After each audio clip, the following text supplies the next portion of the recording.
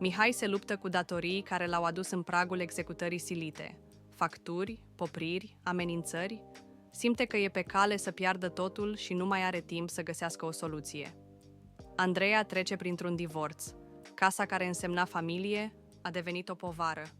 Își dorește să încheie totul rapid, fără complicații. Alexandru tocmai a descoperit o oportunitate excelentă de investiție.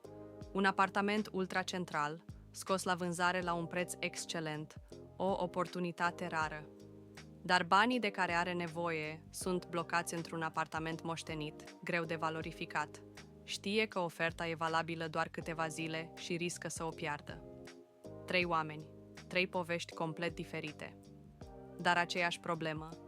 Fiecare zi de întârziere înseamnă un pas mai departe de acel nou început. Când totul părea fără speranță, Chiv a venit în ajutor. Le-a oferit o vânzare rapidă, discretă, fără stres și acces la bani exact când conta cel mai mult.